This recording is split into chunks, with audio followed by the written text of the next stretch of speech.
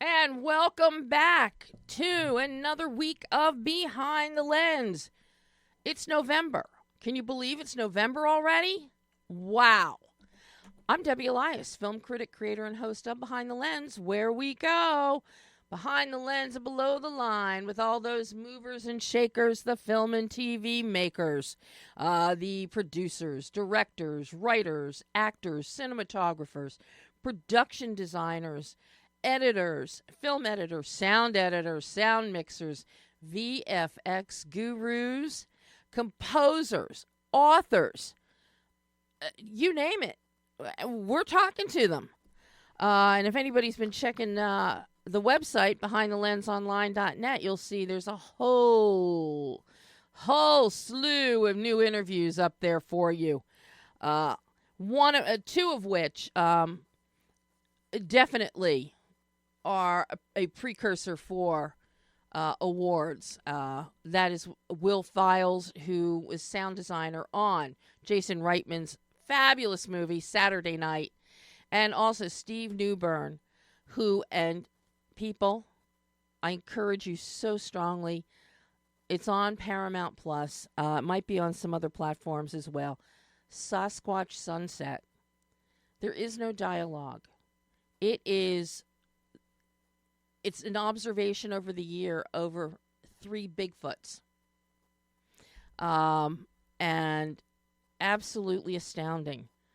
The Sasquatch are played by Riley Keough, Jesse Eisenberg, and then 2 others.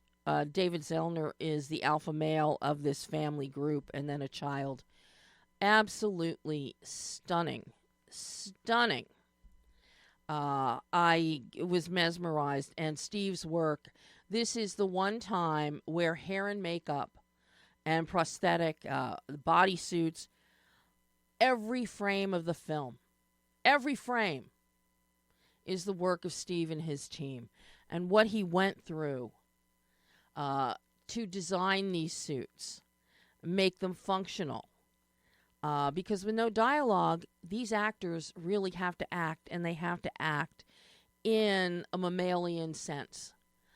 Shot out in Humboldt County, it's just, his work, it's just jaw-droppingly fantastic. So he is definitely on the awards radar in the next coming months. But for all of you, the film is out. Please do yourself a favor and see it. It is so stunning. And it's wonderful when you have a film you don't need dialogue for. You're just observational. You're watching. It's almost like you're an anthropologist watching. Very, very cool film from the Zellner brothers and Steve Newburn's work as hair and makeup designer.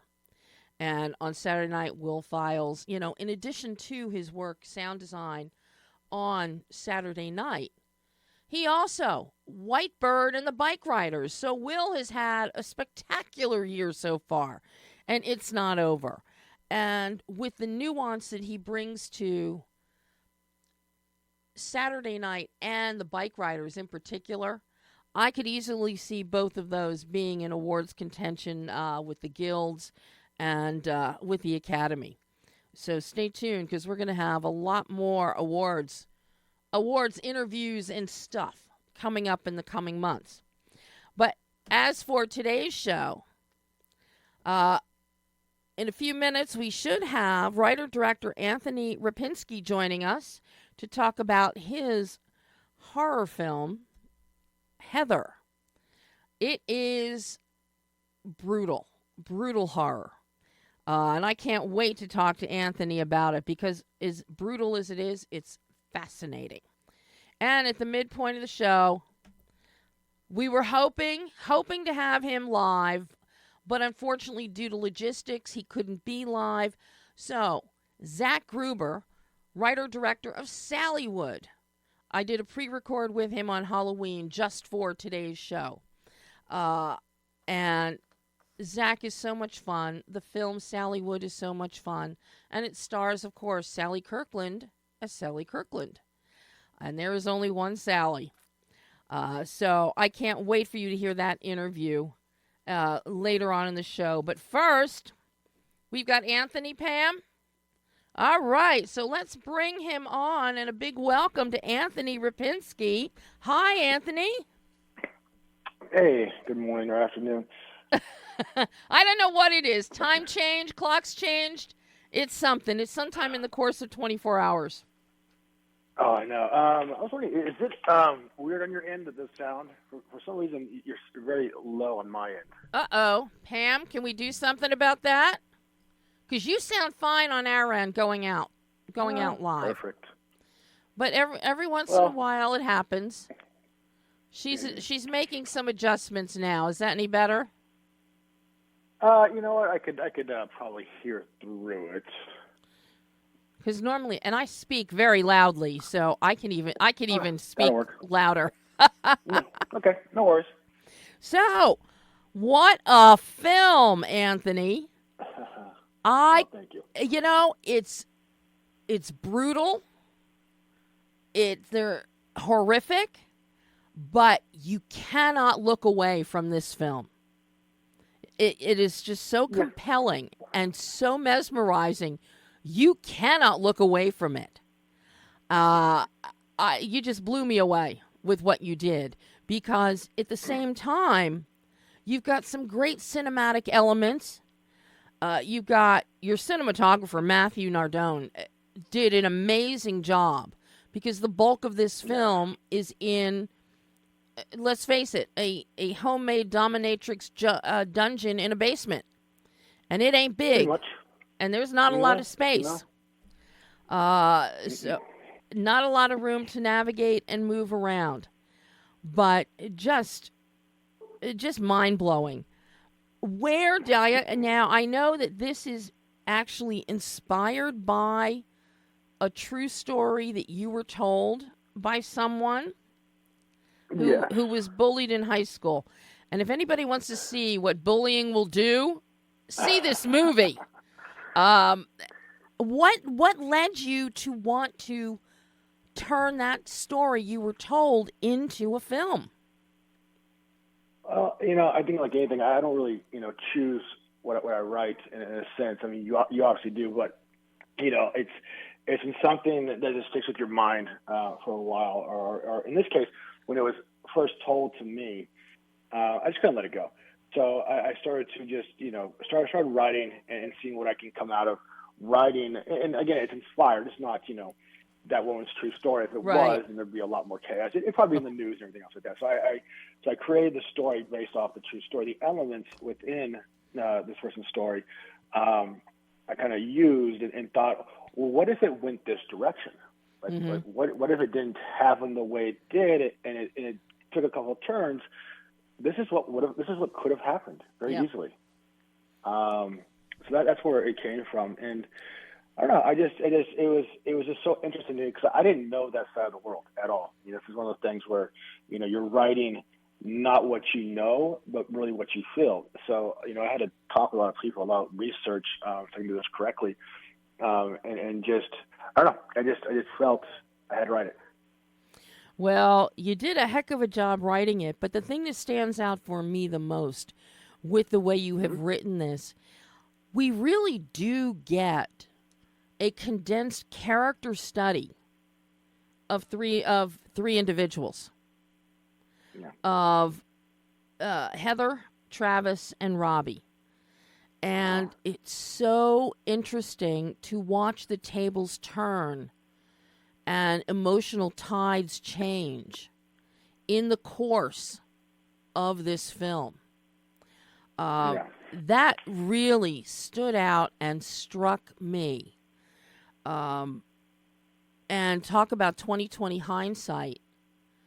We see that unfold in Travis's character, who did the bullying back in high school.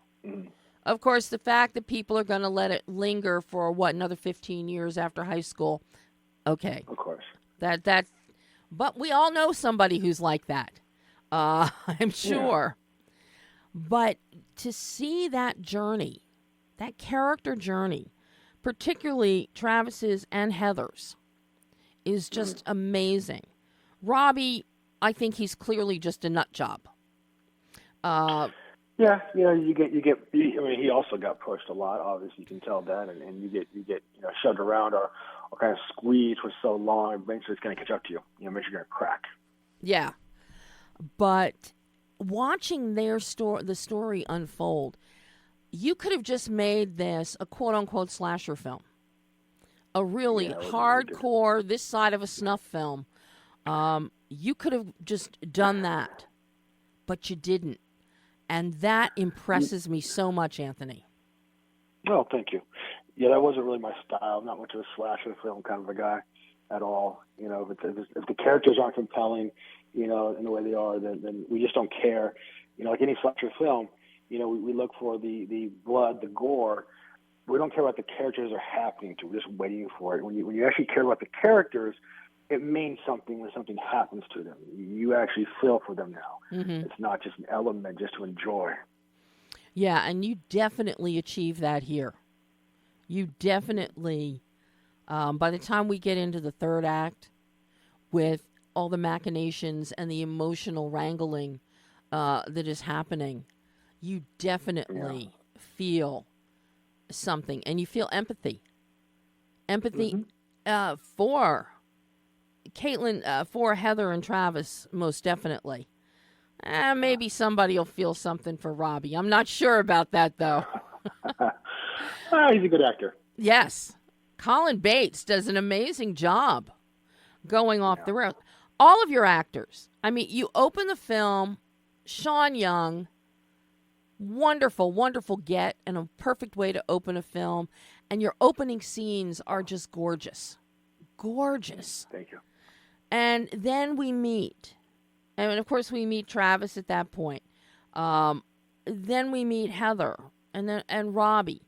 And as we move from the beauty of the initial scenes to Heather's home, there's you've got a definite color shift happening, a tonal shift that really conveys through the color and the lighting, going from the vibrant night at Caitlin's house to Heather's with the dim light, the almost the sickly green, pale green walls.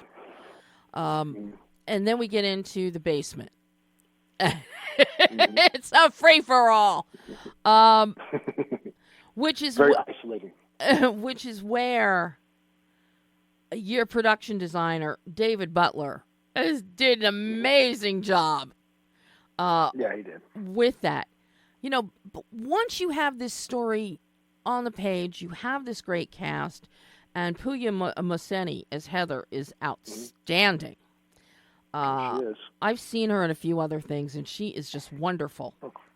But how did you start to break this down from a directorial standpoint, a production standpoint, working with Matthew, your cinematographer, and working with David on what you wanted and needed for the production design? Well, I mean, it starts off with just sort of my looks and a lot of inspirations that I was looking at, and just giving the visuals, examples that I wanted, based on other things that I've seen that would work. And they did a great job in trying to recreate that. A lot of sketching went into this because, that entire, that's an entire set. That's just not a real basin, obviously. I mean, I think it is. But we're talking about an entire set on a soundstage to recreate this. We had all the room that we needed to make it work. And, it was a lot of, back and forth sketching, on what I was really needing to convey that sort of eerie atmosphere, but also give it that normality. Like this could happen to anybody's place. There's nothing special about this basin in a sense than what you would see somewhere else. But it's what we would normally see when bad things are going to happen.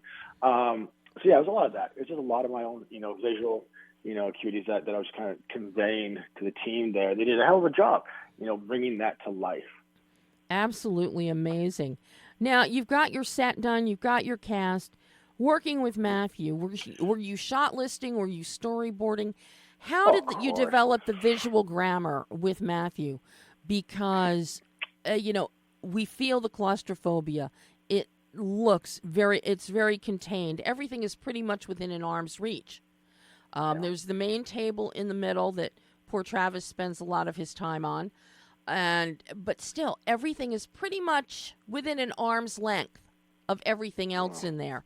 So that's not giving you a lot of room to navigate. Plus, you've got very specific, almost theatrical lighting happening in there. So I'm curious about your work with Matthew and how the two of you developed that visual grammar. Well, I mean, this is actually the first time I've worked with him in recommendation. And then, after interviewing him, one of the most important things to realize is, okay, you need somebody who could read your mind. Mm-hmm. Yeah, and it seems a little difficult. They kind of have to, because we're going to go quick, we're going to go fast. There's not a lot of time in production. We got like an ultra low budget, film. Yep. And so right from the very beginning, it's like I had to make sure that he can articulate everything that I was telling to him, visually, and he knew what I was talking about. And then we did a couple of test shots here and there. And then we got on the set, with David Butler's design, with everything. It was exactly what we were looking for and what we were needing. He did a hell of a job setting the whole thing up. So from there, I think we had it pretty solid. I mean, everything that I wanted, I was given by him, and he was very good at accommodating every changes that I made on the spot. He's very quick. And that's one of the things you have to do is be extremely quick in some of these low budget things. You don't have the time or the money to make mistakes. Mm-hmm. So great attention to detail by him and his team to making sure we're always constantly moving with these shots. Mm-hmm. How long was your shoot? It wasn't long. I mean, we're talking like it was less than 3 weeks. So it was so extreme. We were probably shooting, I think we were averaging 10 pages a day. We're going to 15 pages a day on some days. Wow. Which is absurd. It's completely crazy. Yeah, that's insane. So luckily the tone of the film kind of helped in that sense because everybody's exhausted. The actors are exhausted, which I feel really helped out with their emotionality throughout the film because it kind of showed. I mean, they're all exhausted. We're shooting 15 hours a day. Wow. Now, once you get this, and these are very physically demanding roles, especially for Travis, for Nick's character of Travis, and for Puya's character of Heather. Very, very physically demanding, especially for poor Nick. It's like you really put him through the ringer as Travis. He did go through a lot. Oh my! Did he get hazard pay? I'll tell you, he deserved hazard pay. I don't think we had any money for hazard pay. I mean, I did. I took every precaution to make it as comfortable as possible. Mm-hmm. There's only so much you can do. But I knew the position he'd be in for hours was not going to be fun for him. But I didn't need it to be fun for him. I needed to be irritating for him. I needed to be annoying. I needed to be angry and everything come to surface emotionally. So I was like, well, this is going to help. This is really going to help. Yes, it definitely did help. And of course, I have to congratulate you on your blood work.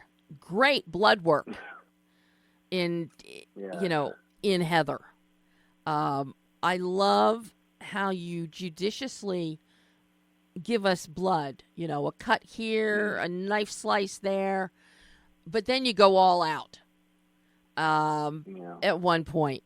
And it's just, but it's done so well. And the blood is so color appropriate for the parts of the body where it's coming from. And I mean, that's surprisingly, no, that's just a little thing that most people won't notice. But no, you had the proper color of blood for the different parts of the body. Yeah.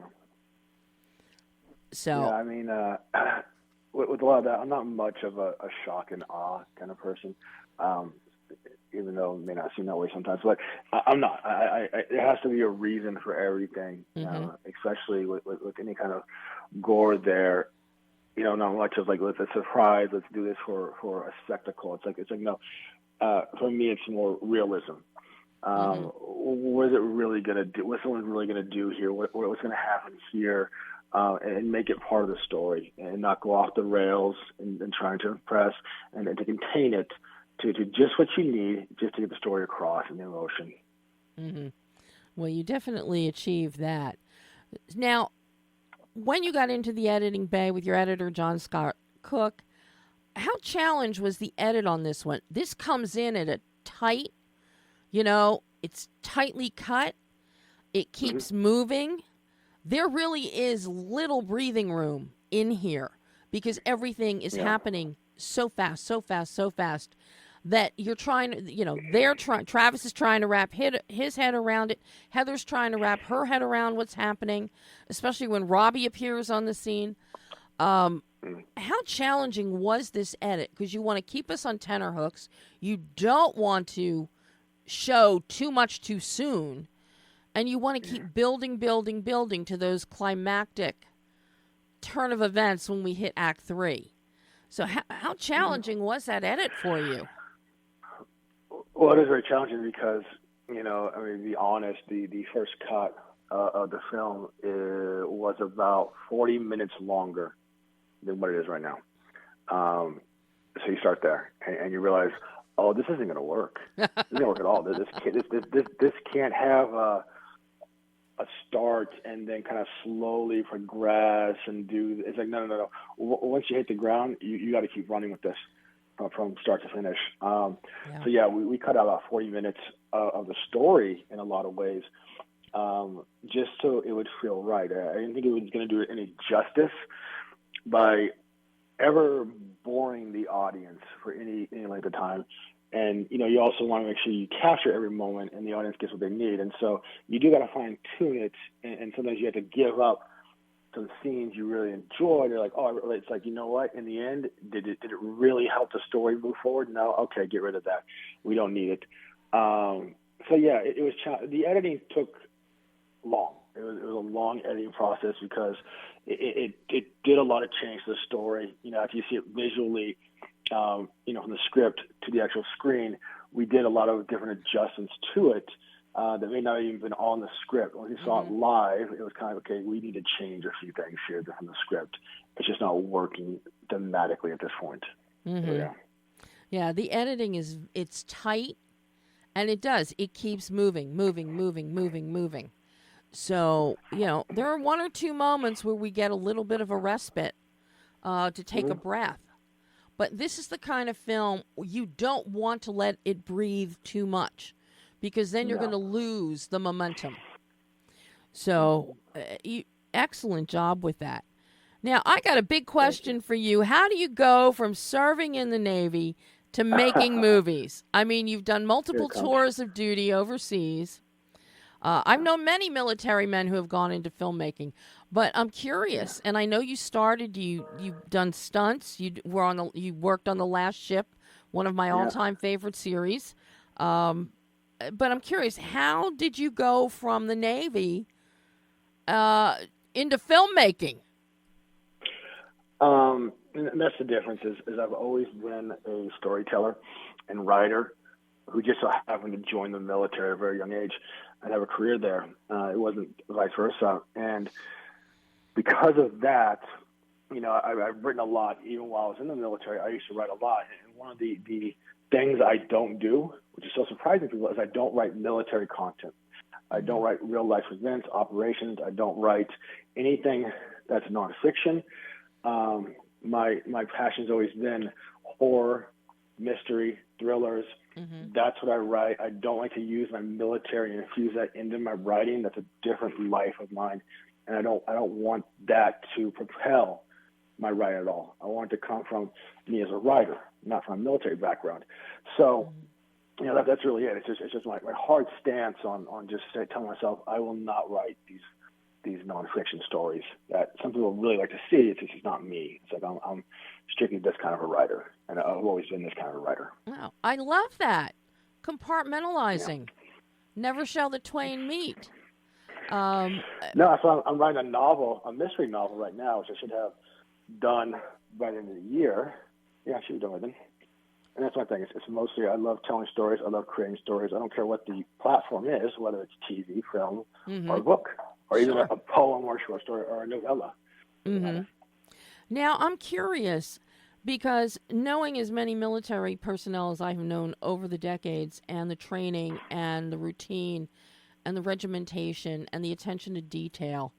I'm curious, do you think that your time in the military has aided you as a director so that you know how to logistically plan a production with efficiency? Oh, well, yeah, most definitely. Time management's everything in life saving too. So I would say that yes, no, the military has definitely helped me in the filmmaking process in that sense of just how to manage people properly. Because to be honest, filmmaking is easy.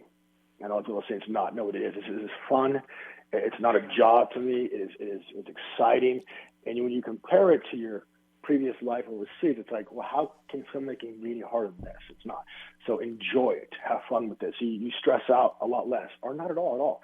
And so you can manage stress a lot better. So we have, major issues on set. It's going to cause a lot of, time problems and money issues. It's about being able to think outside the box and go, okay, here's a fix. We can fix this right now. Or I'll make an adjustment. I'll build something to make something happen on the spot and no one stress out. We'll make it work. Or if something breaks, we'll tinker something, we'll make it work. And so that's probably where it's really helped out in filmmaking, was having all that background in the military. Mm-hmm. Now, I'm curious, because you've done, this is now your second feature film that you've directed. You had done, second, is this a second feature? I know you did some. No, that's the first. This is your first feature. Now, I know you had done some shorts. What kind of learning curve did you experience jumping into Heather? Oh, a lot. I mean, that's the whole reason, why you have to knock out, a feature film. Shorts are great. But from start to finish of an entire production, there's a lot you're not going to know right away. I went to film school, but, there's things you're going to learn on the job, in person that you can't really teach or get that experience. And so, there's a lot that I took away from this. There's a lot that you take away and you go, okay, for next time, this is how I'm going to do it. It'll make it a lot easier.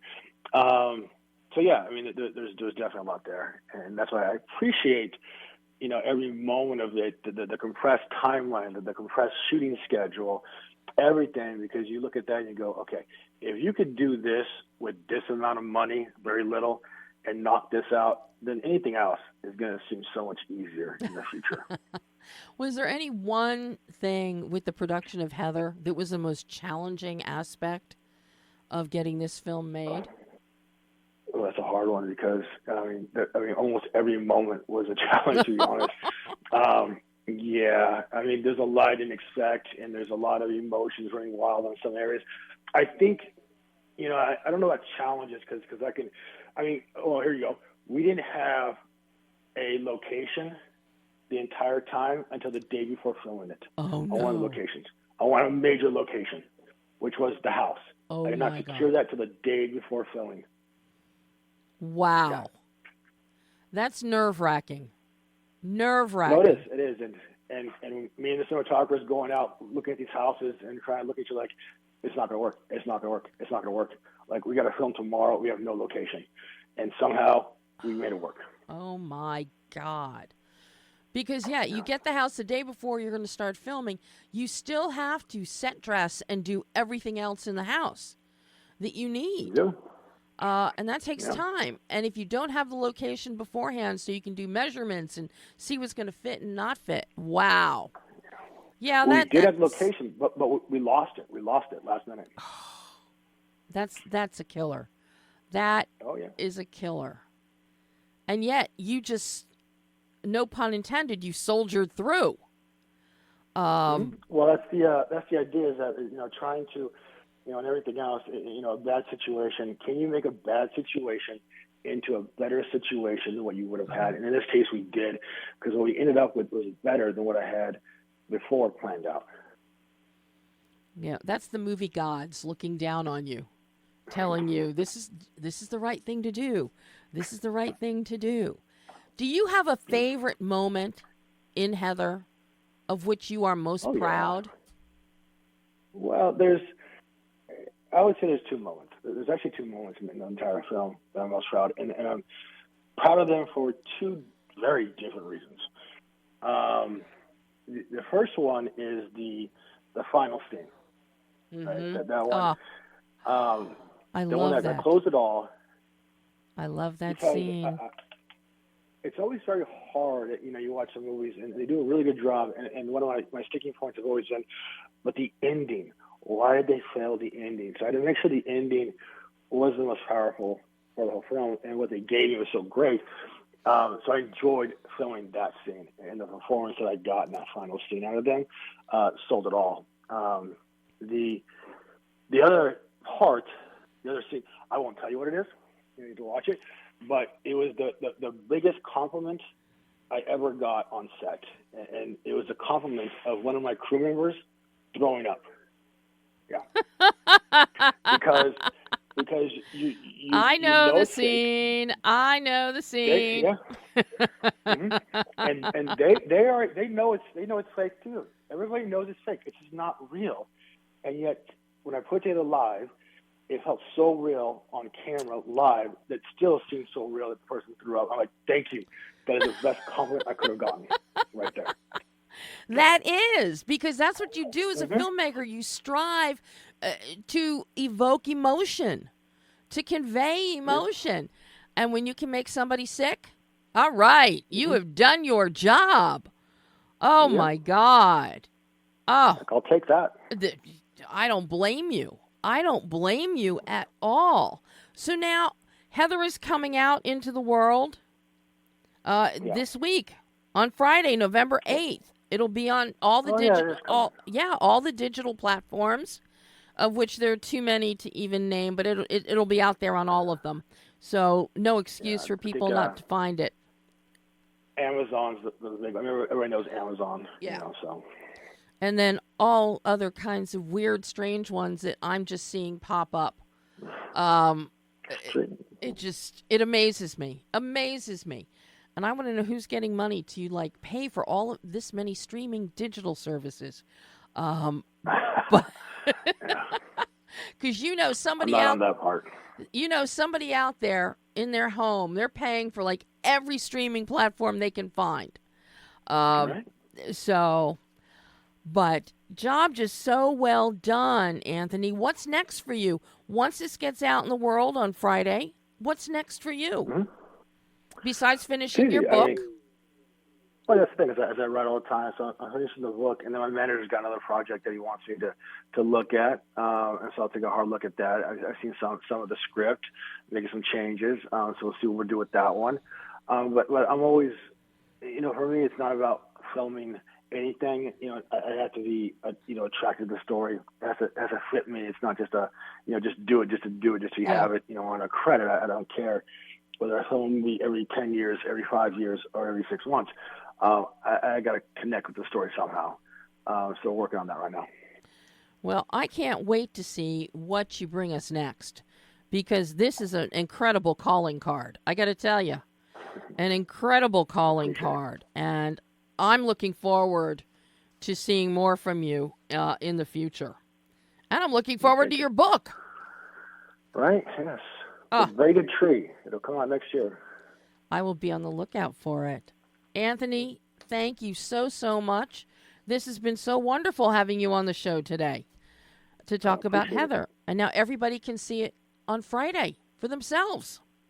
Yes, they can. And they can try and figure out which scene prompted a crew member to throw up. Not very hard. It's not very hard. But I do have to say the ending is one of the most beautiful endings to a film I've ever seen. That was just pure perfection. Job well done. Job well done. Thank you so much, Anthony. You go have a great rest of your day and opening day on Friday. Thank you for having me. Thanks, Anthony. Bye-bye. Thank you. Bye. Bye now. And that was Anthony Repinski talking about Heather. Brutal horror. Well worth seeing, and once you start, you cannot look away. He really delivers on every front so that you are invested in the film. Now, we're switching gears to something light and happy and frothy and silly and fun. And it is, we're going to talk about SALLYWOOD. SALLYWOOD it's based on a true story. Writer-director XAQ Gruber. This is basically his story of his dreams and coming to California and always loving Sally Kirkland, his favorite actress. And lo and behold, he comes to California. He wants to make movies, but above that, he wants to meet Sally Kirkland. And meet her he does. And spent many years as her assistant. Taking his own experience, he has now written. This is SALLYWOOD. It's just, look, this is Sally's world, and we're just part of it. If you know Sally, this is so Sally. She is radiant. She is funny. She has some incredible comedic moments in this film. But it's just so true. And there are so many people who have come to California, who have come to Hollywood. They want to live out their dream. And this is somebody, XAQ Gruber, who did that. And he did it with Sally Kirkland. And, you know, one of the most heartfelt aspects of the story that XAQ has written, because it is quote unquote fictional, is that the character XAQ, of course, the character of XAQ, he dedicates himself, because Sally's career is not where he thinks it should be, nor where she thinks it should be.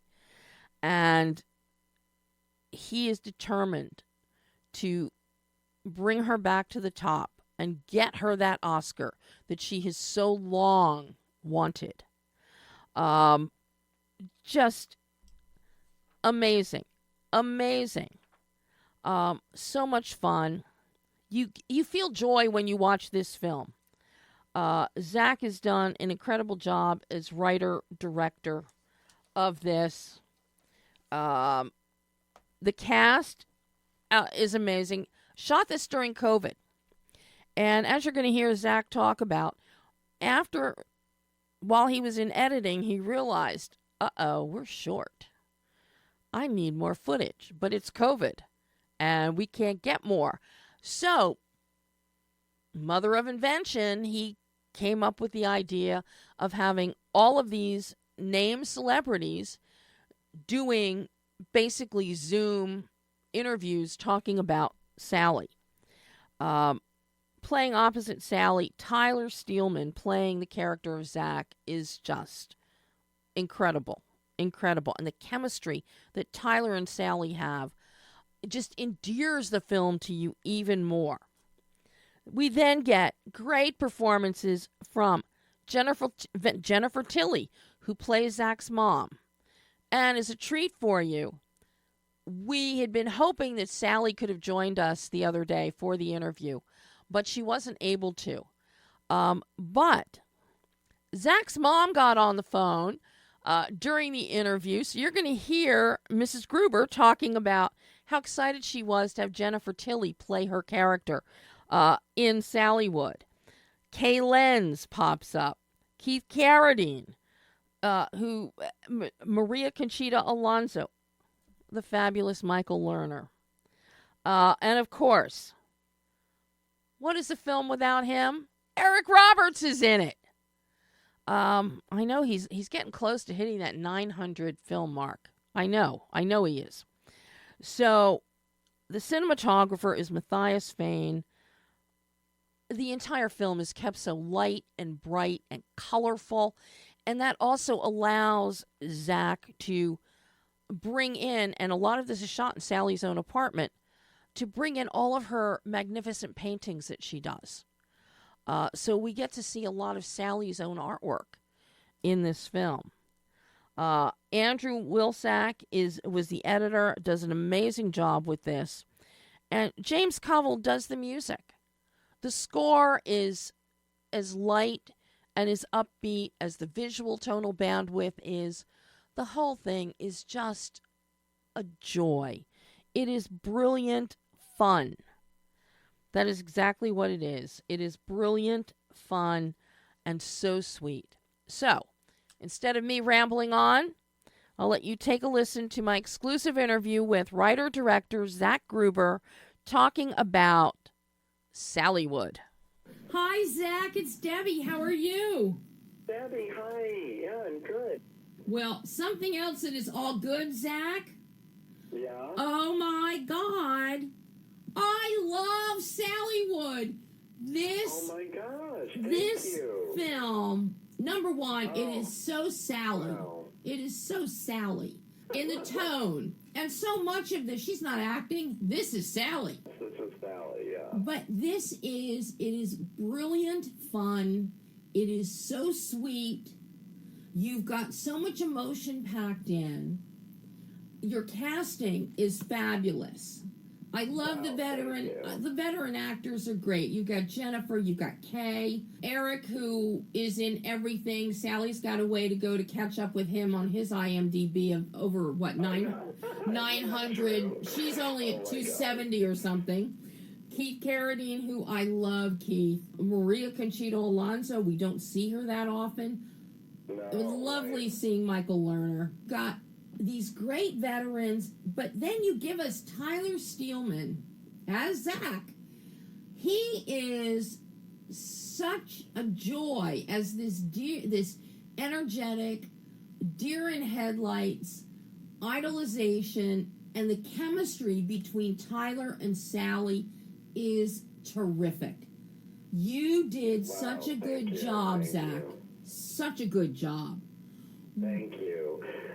Yeah, I have to tell you, we auditioned countless actors for that role because, first of all, can I just talk and answer the question now? Oh, you can talk all you want. Okay. I do everything informal. Okay. So basically, not only are they playing me, which is, I kind of set that aside, but the main thing is they have to have a magical chemistry and harmony with Sally. Yeah.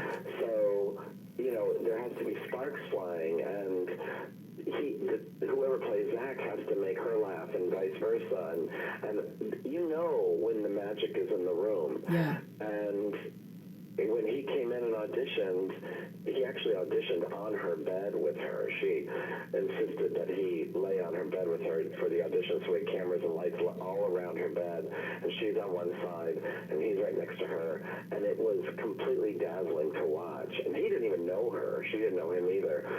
And I just looked over at Stephen Wolf, the producer, and lip-synced the words, "Oh my gosh," because I was just so excited and surprised because he was actually the very last person we were going to see.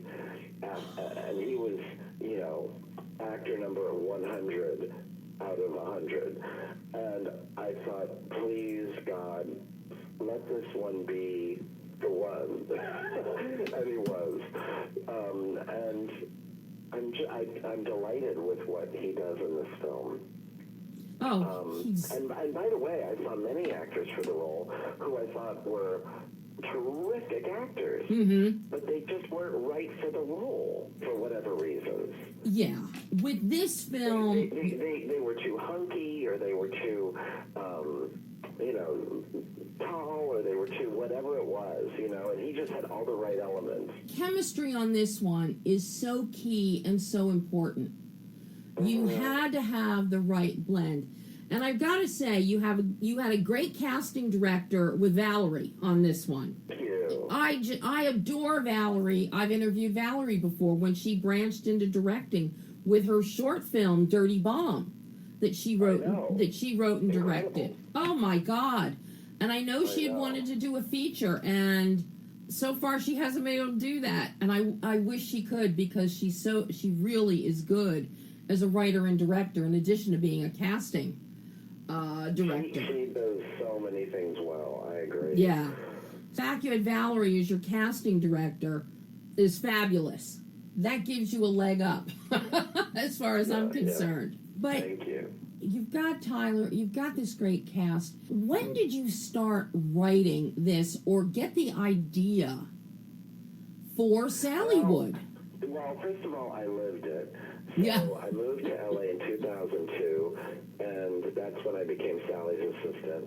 So the movie takes place basically now, though. It doesn't take place in 2002 specifically. But all the things that happened on screen with Sally and I really happened even right down to the dialogue, which I have an elephant's memory. So I remembered everything she had said to me over the years and everything I'd said back. And I just decided I'm going to write all this down.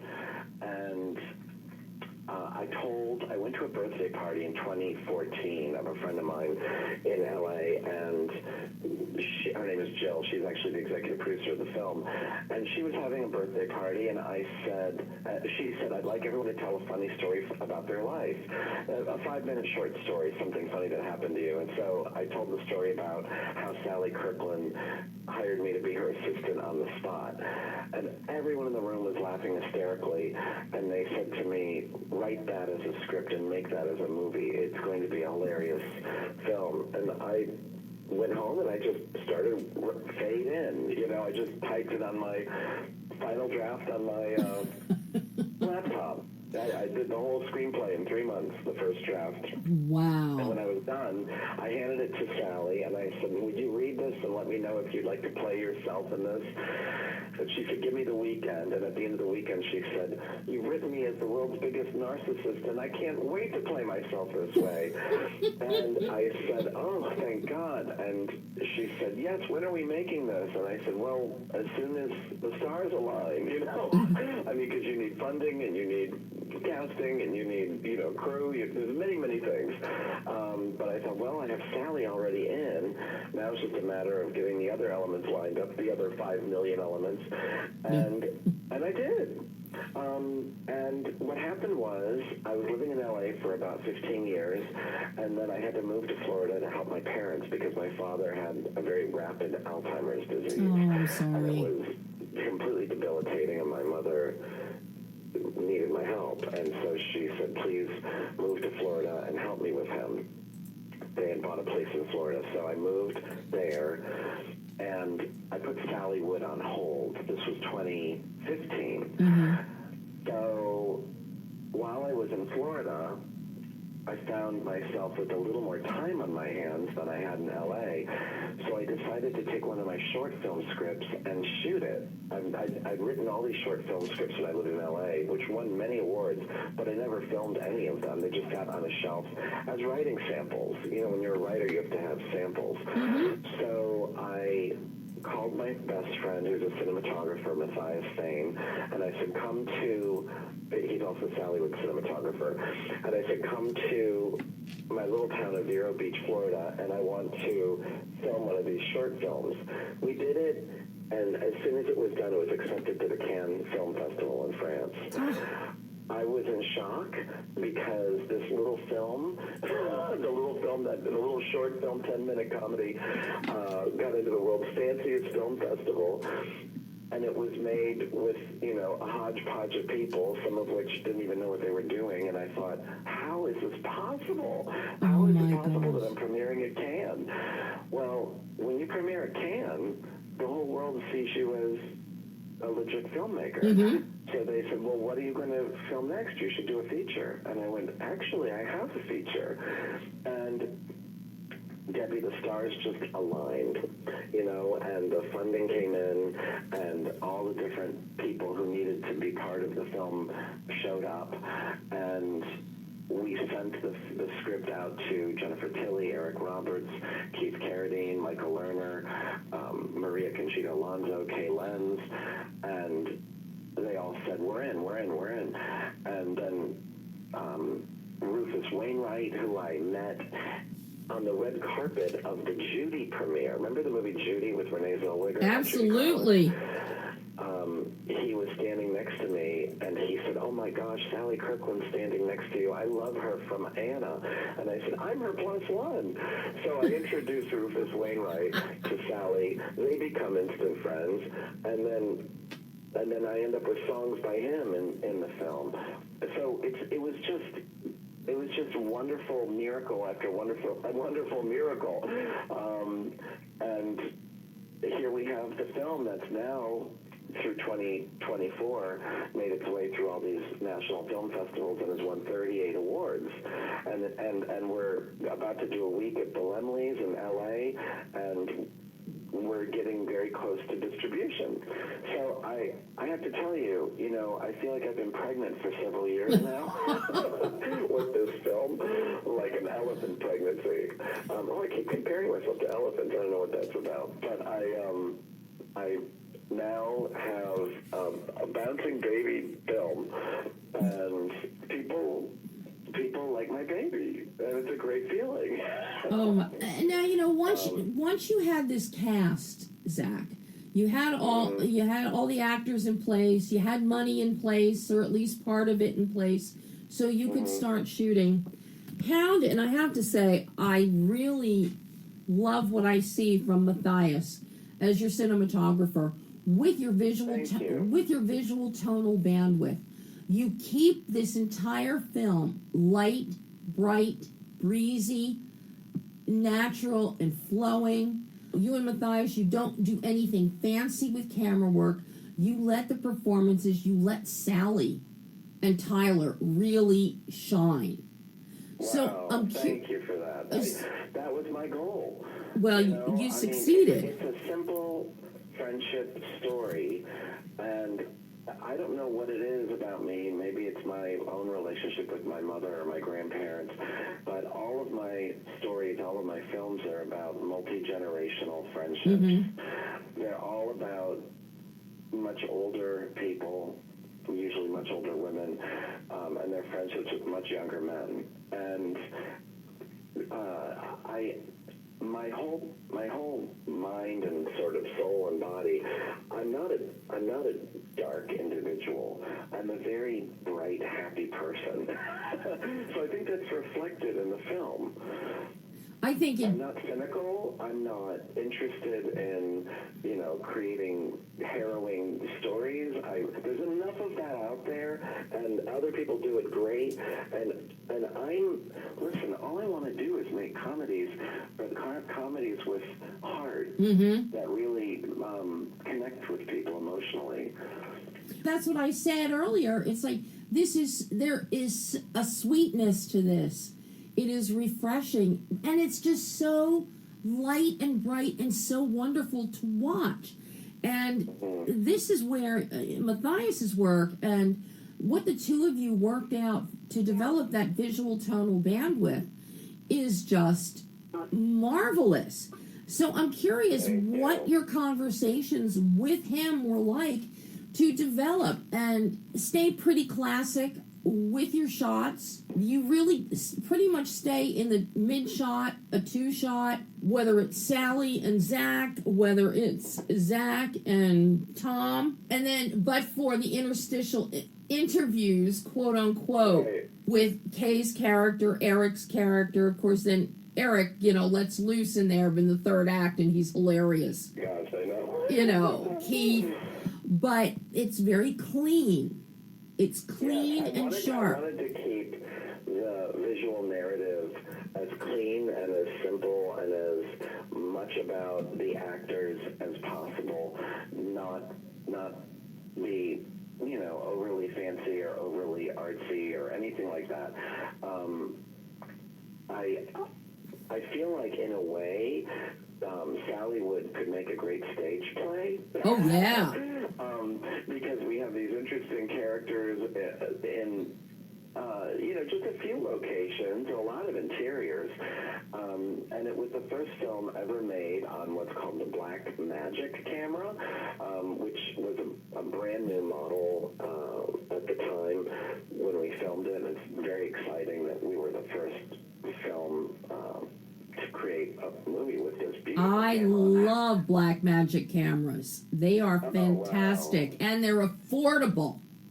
They are. And we had, Matthias and his camera crew, I was really blessed because, listen, I I just want to work with good people. I don't care if you're a college student or if you're an Academy Award winner. If you're good, I want to work with you. You know what I mean? Yeah. And so we had the whole gamut from college student to Academy Award winner on our crew and our cast, and it was really fun, quite frankly, looking back at it, at the production. This great mix of people who I completely love and would love to work with any of them again. Now, something else that you and Matthias also paid attention to, especially with the locations that you selected, besides Sally's apartment, which it's just wall-to-wall Sally, all of her paintings. And that is their actual apartment. Yes, I know. Okay, you know. So seeing that with all the color and the vibrancy, I like that you extended that with your exteriors. You have some beautiful patio shots with the bougainvillea off to the right on the side of a patio in a scene. Oh, that's right. Mm-hmm. You keep the lightness and the color. You keep that vibrancy of life that Sally exudes. You keep that Thank going you. in here. Debbie, you notice everything. I'm so impressed. I try, Zach, I try. And then you counter that, this openness, this vibrancy, you counter that with the scenes in Maine with Jennifer and Lenny as Joanne and Dave, Zach's parents, and we get it's very intimate. And Yeah. Sally's apartment is vibrant in color. It's not a huge apartment, but you have carpet area. You have open space there because of the furniture configuration. In Joanne and Dave's house, there isn't that open space there. Everything, it's much cozier, it's warmer, you're in Maine, it's going to get cold in the winter. So I like that contrast, and then you've got... That was on purpose, because for me, my life in Maine, where I'm actually sitting in my living room in Maine right now, it's very cozy. We have a lot of antiques, a lot of oak, a lot of wood. We have animal heads on the walls. Oh my I God! don't know if that's politically correct, but it's very Maine. You know what I mean? Like, everything here is, we've got a gorgeous big stone fireplace, and the colors outside are all changing, and the leaves snowing. It's where you want to hunker down and be cozy. It's a very different vibe than Hollywood. Maybe an extreme of another planet. But I love how you give us that distinction and how you change the color palette as well.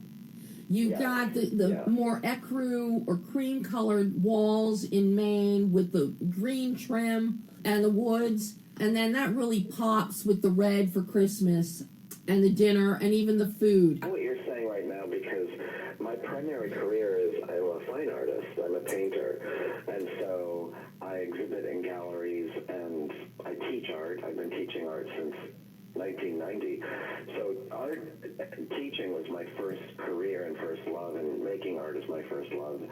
So I want to, when I'm filmmaking, I feel like I'm painting, quite frankly. And you are. So I'm thinking in terms of color and texture and movement and shape and composition, just like I would on a canvas. And you're going to think I'm crazy, but when I'm directing movies, I'm actually wearing my art smock.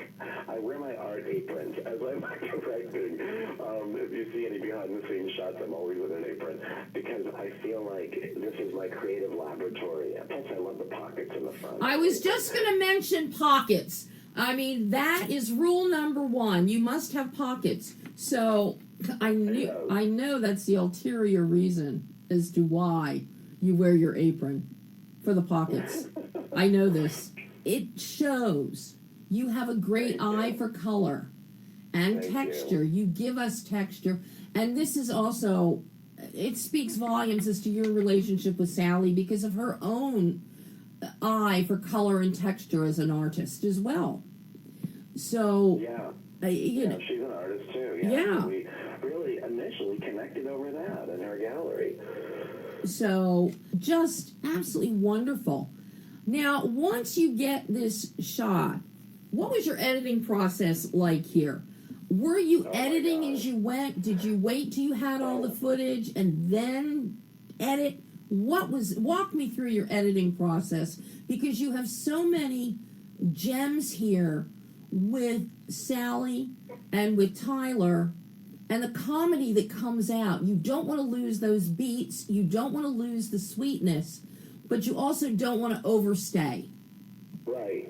So I have to tell you, again, I really lucked out with my editor. His name is Andrew Wilsack. This is his very first feature that he's ever edited. I had to actually, he started editing under normal circumstances, and then COVID hit. And it wasn't even called COVID, it was just like this virus. Yeah. And then the lockdown, and suddenly he had to take his entire editing system out of my producer's office and go to his apartment in Los Angeles, and I was on the East Coast, and for a while we couldn't be together at all. So I was editing with him remotely via Zoom, which is really, really challenging. Mm-hmm. And then finally, many months later, I went to LA and I went to his apartment, and I spent day after day with him in his guest bedroom where he'd set up his editing system.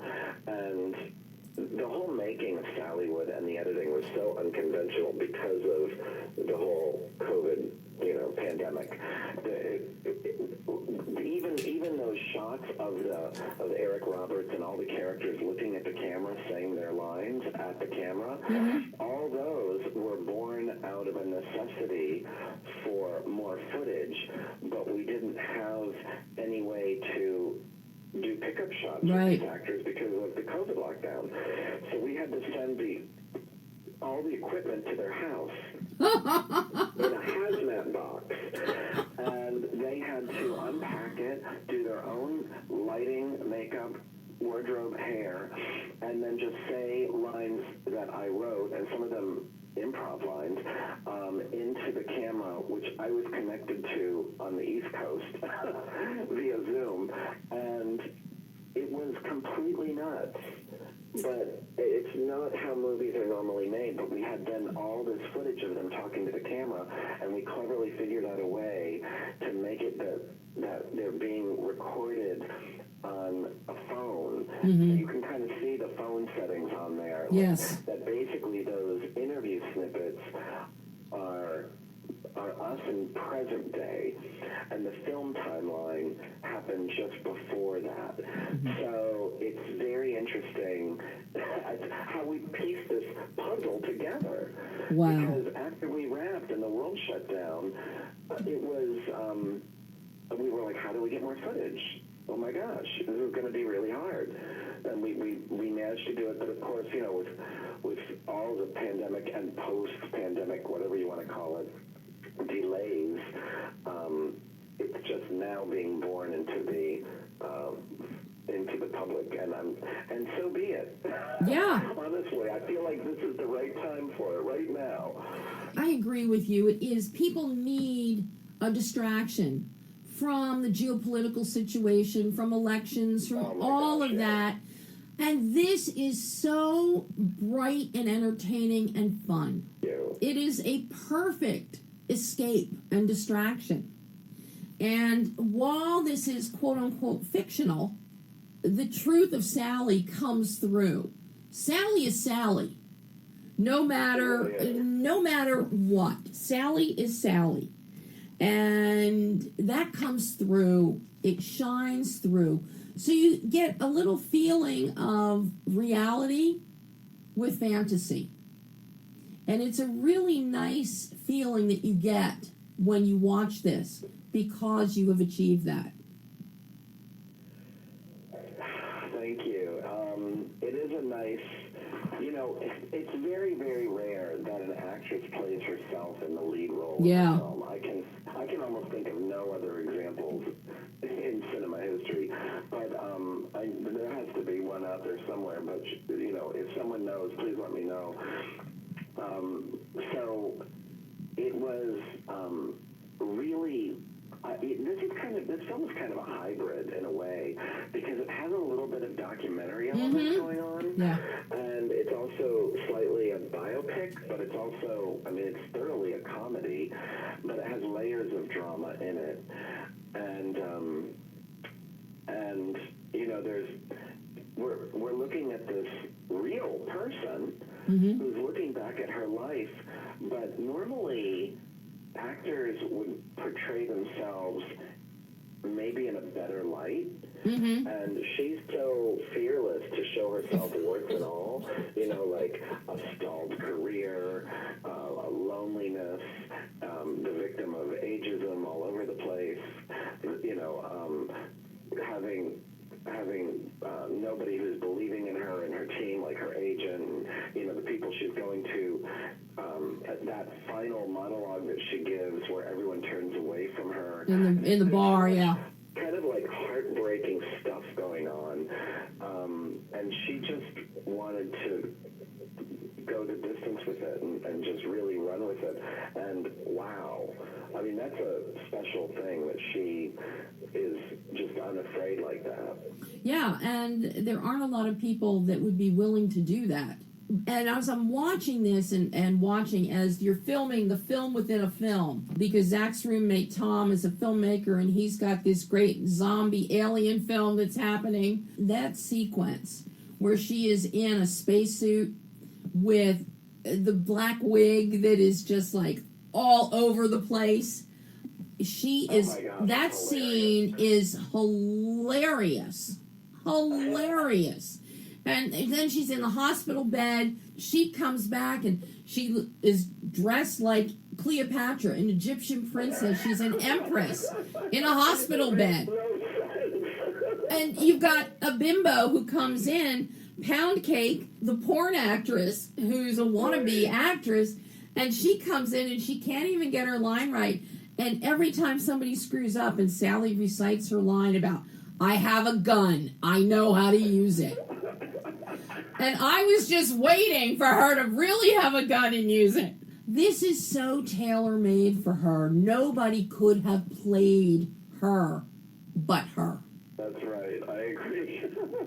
I agree. Do you want to hear a funny thing? Oh, please. Jennifer Tilly told me that when she was given the script, she read it, she loved it, and she called my producer and said, oh, I really would like to play the role of Sally Kirkland. And Stephen, my producer, Stephen Wolf, he said, no, Sally Kirkland's playing Sally Kirkland. And Jennifer said, well, then who am I going to play? I don't want to be the porn star. I've done that. And he said, no, you'd be playing Joanne, the mother of Zach. And she agreed. And, you know, let me just say, I love Jennifer Tilly. Like, I've been such a huge fan of hers from Bullets Over Broadway and Bound and Liar Liar and all these films. And now she's having this huge resurgence with the Chucky TV series. And she's on the Real Housewives show. She's kind of all over now. And she's so smart and cool. And by the way, my mother, who's in the other room right now, is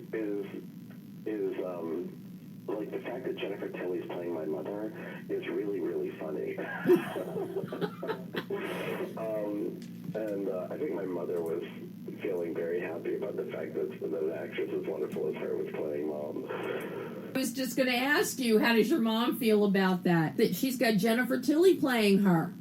So, and I think Jennifer is such a great comedic actress. Well, Debbie, hold on one second. I'm going to put Mom on the phone and she can tell you how she thinks about SALLYWOOD and Jennifer Tilly playing her. Okay. Debbie? Hello, Mom. Well, I guess I'm on the phone now with you, so... Oh, I was flattered. She's a great comedic actress, and she plays me, you know, over the top because it's Jennifer Tilly.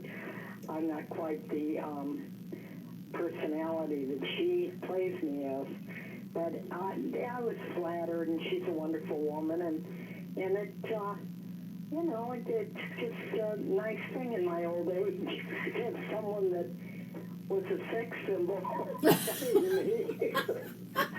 because I'm older now, you know, it's, yeah. glamour kind of goes away. So, But hey, look at that. It was fun to see her, in that role. And, you've got a son who he made his dreams come true.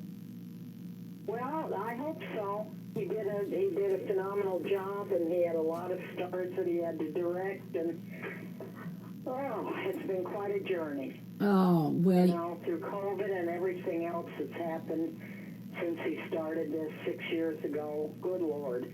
Well, unbelievable. You should be very proud of him, because this film, it is so much fun. It is so sweet. There's so much heart in it.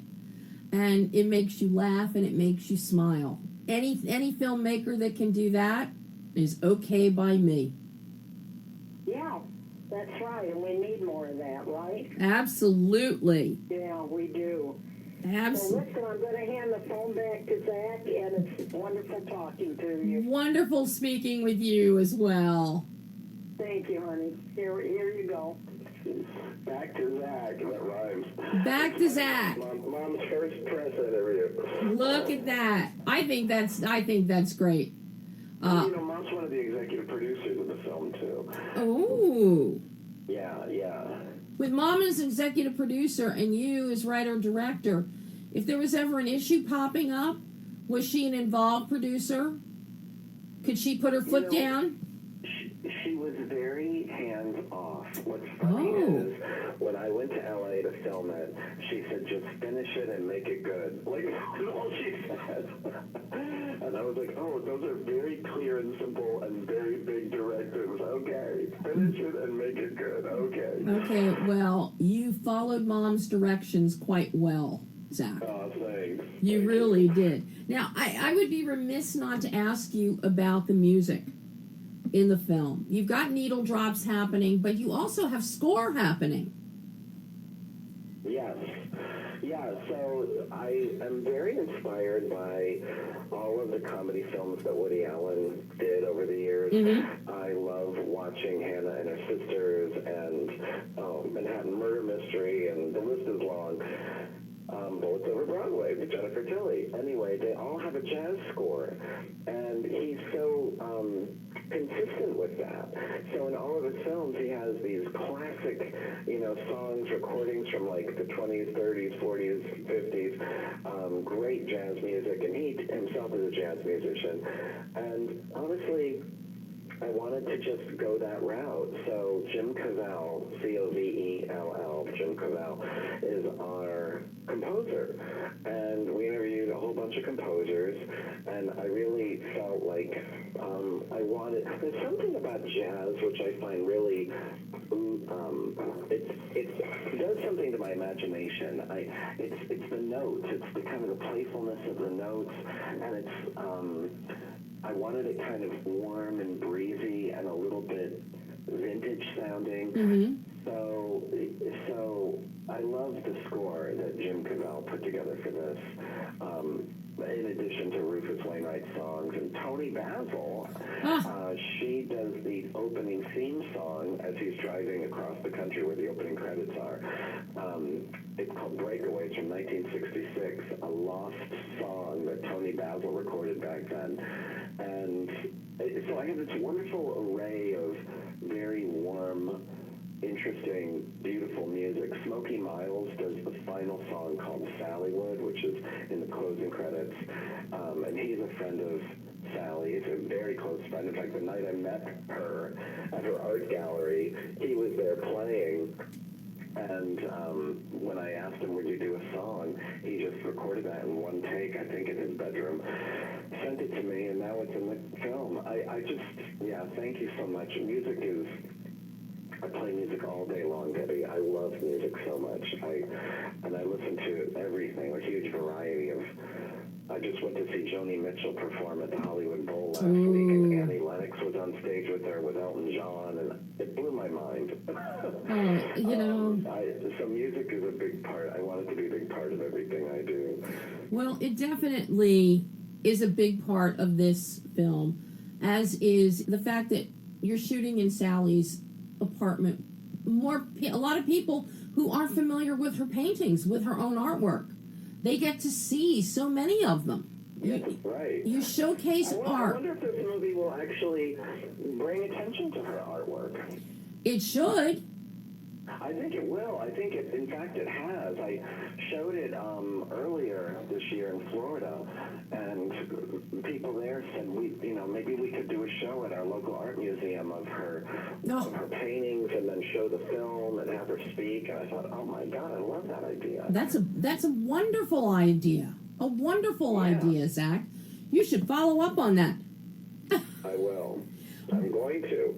Now, the big question now, the film is going to be playing at Laemmle for a week, starting what day next week?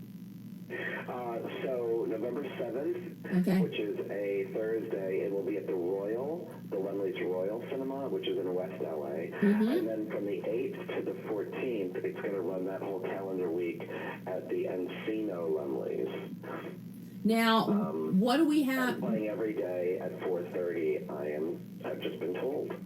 Well, that is lovely to know. On the 7th, it will be at 7 p.m. Okay, at the Royal. At the Royal. And that's going to be a big, splashy, fun event with a Q&A afterwards. Are you going to be there? Oh, sure. Oh, my gosh, yes, and Sally will, too. I have no doubt. She will make sure she is strong enough to be there and in good health to be there. Well, if anyone can get her there, I can.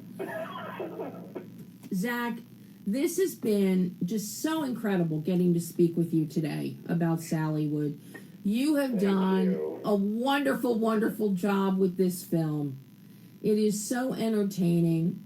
I just know people are going to love it when they see it. And it might not get Sally an Oscar nomination, but one never knows. One never knows. Maybe an Independent Spirit Award nomination. For next year. Yeah. Yeah, right. So. I mean, I'm just such an optimist. I feel like anything can happen, and when I say that, I mean anything good. Yeah, not anything bad. Anything good. Anything good can happen. Zach, this has been so wonderful. I hope we get to talk again in the future. Now, this doesn't have a full distribution deal yet, does it? It doesn't, but it will hopefully within the next couple months, and I'll keep you posted. Once you get a distribution deal and it's going to be out there, you can come onto the live show or whatever, or we can do a pre-record again, and we can talk more about Sallywood to open eyes for the bigger audience that it'll get. Sure, yeah, absolutely. Well, we are going to throw our hat into the ring for awards season, so we'll see what happens. You should. Just remember, it is brilliant fun and extraordinarily sweet. So if Sally if Sally wants pull quotes, there she has them. I might use your quote on our movie trailer. You can use anything out of my mouth. You can use, Zach. Once it comes out of my mouth, it's out there. You're free to use it. I don't retract. No, you don't strike me as the type. No, I don't. So, this has been a pure joy. And we will chat again in the future, good sir. Okay. Thank you, Debbie. I look forward to, when the interview airs and experiencing it all over again. It'll air on Monday. Oh, okay, cool. We're at the beginning of our journey with this, so you're part of it now. Anything I can do to help you and Sally on this journey, I will do for you. Thank you so much, Zach. You have a great rest of your night. Okay. Thank you. Thanks. Lots of love. Bye-bye. And that was the exuberant and talented Zach Gruber talking about Sallywood. And as a reminder, Sallywood, there's a 1-week limited theatrical engagement starting November 8th at the Laemmle Town Center 5 in Encino. And then this Thursday, the 7th, there's a Q&A with Zach and with Sally that will be at the Laemmle Royal in Santa Monica. And I encourage you, there's nothing like seeing Sally. And she's always a lot of fun. And as you just heard, Zach's exuberance and joy is infectious. So, and I will keep you advised on distribution for Sallywood. But in the meantime, if you're in LA, you have a chance to see the film now. This Thursday, the 7th in Santa Monica, or starting Friday the 8th in Encino.